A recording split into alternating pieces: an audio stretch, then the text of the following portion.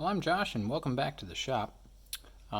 Today, we're going to take this beauty, which is a Great Eastern Cutlery Farm and Field Edition pocket carver. And we're going to take it, and we're going to get the blades actually ready for carving or whittling, whichever you prefer. When the blades come from the factory, they are pretty sharp, and if you were to run them on a strop for a minute, you would probably have the blade about as sharp as it's gonna get. But the geometry of that blade is not what I consider ideal for whittling, at least my preferences. So when it comes from the factory, the edge, if you were to zoom in on it, looks something like, if you could zoom in on it from the side. So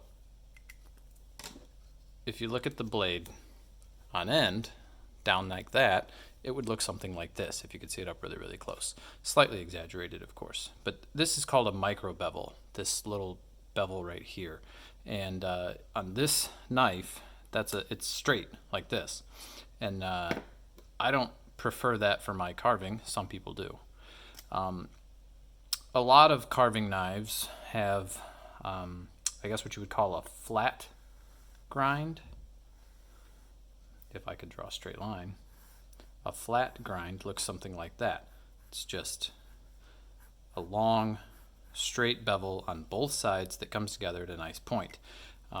Mora knives, for example, come with a flat grind, and they're good to go. So this is a Mora knife, Mora Kimp, and it's a great knife, and they have a wonderful shape for carving, particularly Sloyd type carving. Long, straight cuts. Those big, flat bevels are great for those kinds of cuts. And they come sharp, they're ready to go. And I think they're awesome. They have great utility. But if you're going to do lots of small in and out type carvings like you would do, I don't have a great example. For example, like this little goofy looking guy. If you're going to do lots of types of carvings where you got lots of little nooks and crannies and you need to be able to do really tight little corners, a blade like that Mora just isn't going to, at least in my experience, my style, isn't going to get down into those little corners as well as something that has more of a convex blade to it. So basically, in a convex blade, you just have a little bit of a bow, just a convex angle. It gives a little bit more strength to the blade than a flat grind. So if your steel is maybe a little softer, then it'll give a little more strength to that edge, but it also gives you the ability to kind of go in and out of the depth of that cut a little bit more because you can kind of rock along this edge.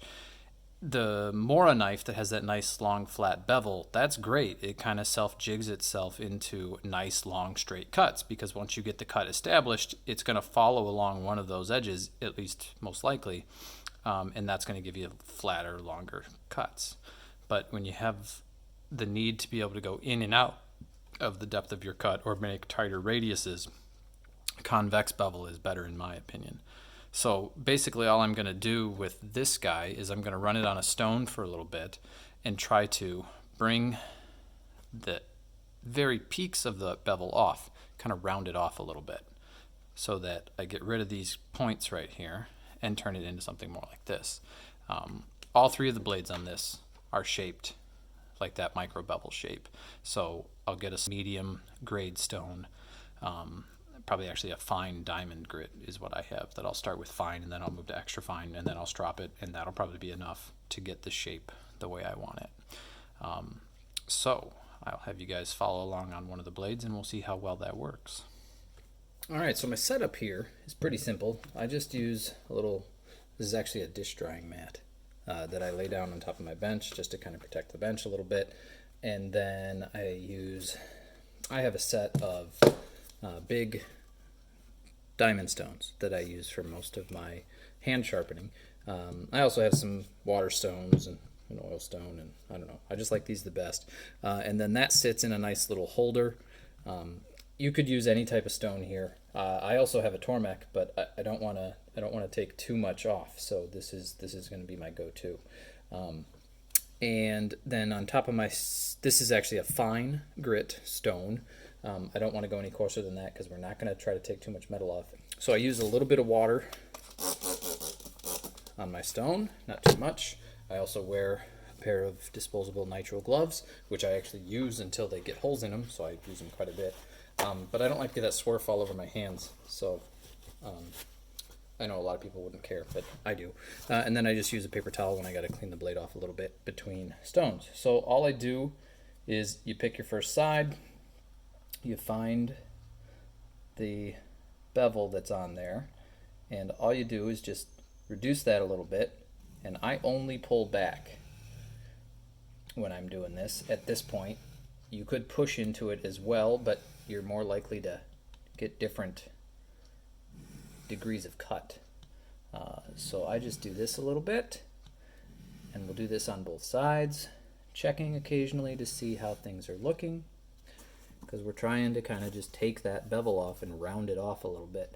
The nice part about that is you don't have to be super precise about it because you're rounding it off. If you were trying to reestablish that micro bevel, it would be harder to do. You'd have to be very consistent. But all I'm doing is just setting that blade flat, picking it up a little bit, and as I pull back, I'm just gradually rolling it a little bit towards that tip, picking up more and more on that back edge, so that I'm just slowly taking that tip off, or the bevel off, that micro bevel.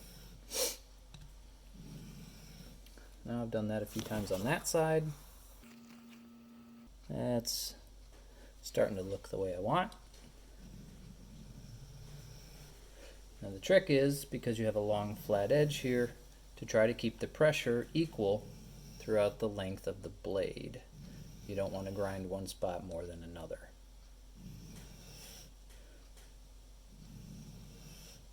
Alright. So that, let's see if we can get that to where you can see it. The micro bevel is pretty much gone and just rounded over at this point, as opposed to this side, which you can still see that micro bevel catches the light there. This side doesn't do that the same anymore. It didn't take much. So now back, we'll go to the other side. Make sure we got a little water over there.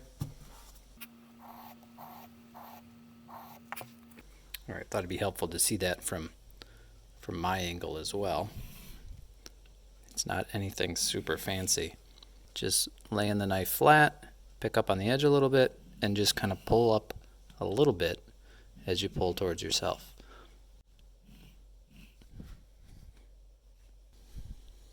All right, so hopefully you can see that side is pretty much rolled.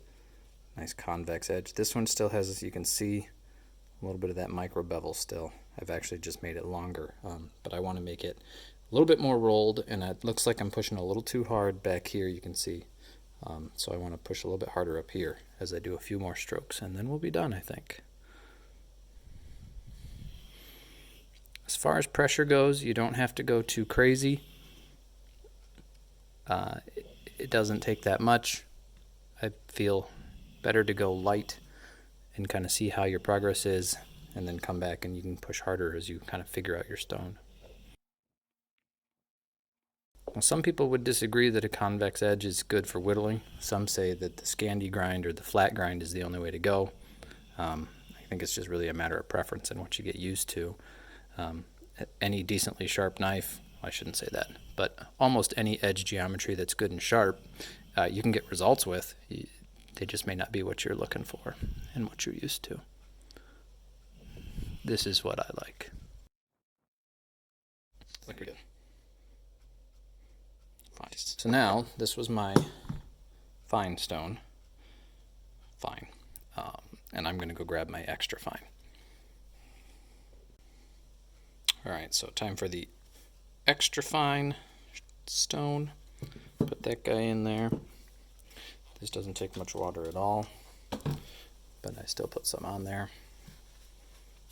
And back to the first side.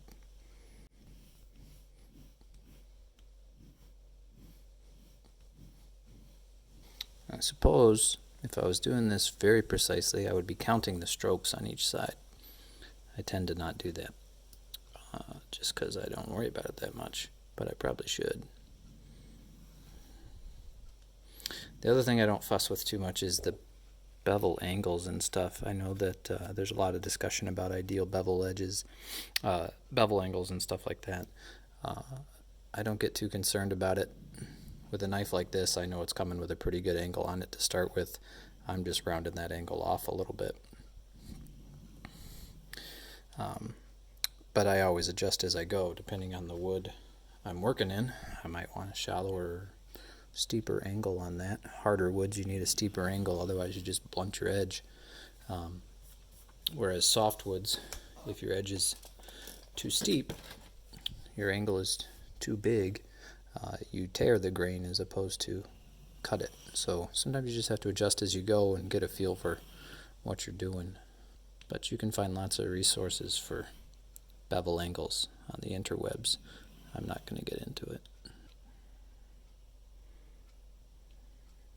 So now it is time to move on to the strop. So my strop is just a piece of oak with some leather from an old jacket that I picked up at a thrift shop. Charged that up with a little bit of compound.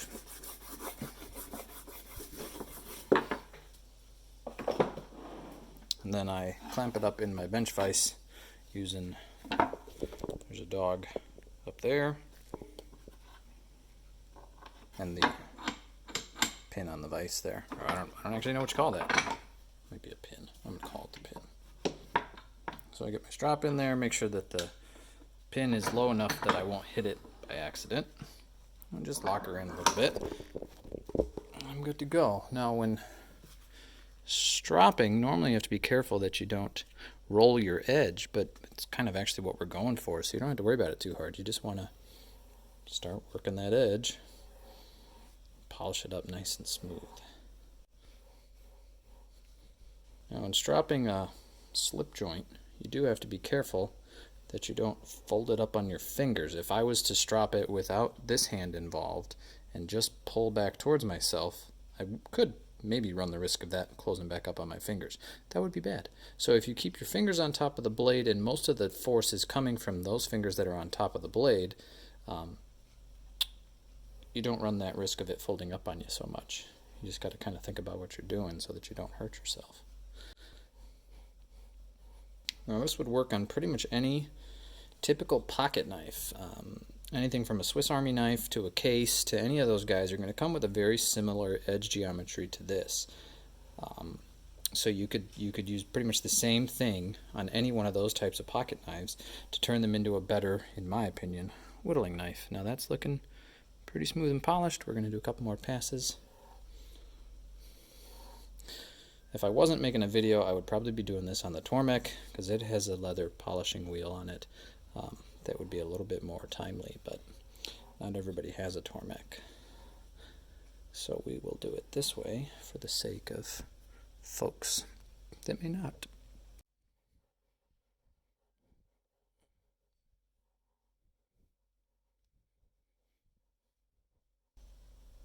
Now if you're going to do it like this on one side, you got to make sure before you start rolling that over, pick up your blade and then place it back down. If it's sitting on there when you roll it, you're going to, of course, dull your edge, which is very counterproductive, of course.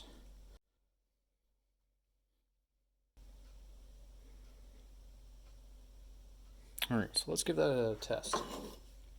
So this is a piece of pine. And before, I wasn't getting a very good edge on the pine. You can see right here, this cut. These cuts are shiny. That's made with a different knife. This cut is dull. That's because it was made with this before I sharpened it. So let's see how it does now. Much better. Much better feeling. Much smoother. Easier to push it through. So let's switch, just for giggles, to one of the blades that I have not taken the factory edge off of. I realize it's a little bit different, but you can hear in those cuts, you can see the lines that it's creating. not anywhere near as good of a cut off that factory edge. So just a little bit of time with a stone and the strop, and you get much, much nicer, much easier, safer knife to use.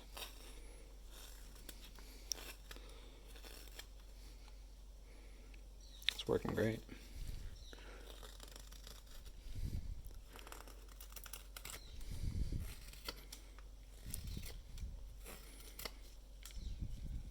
Nice cuts. Let's try it in some basswood just for giggles. But great, great, great. And I had some cherry laying around. Cherry, always a bold move with a whittling knife, but no trouble making nice clean cuts on that.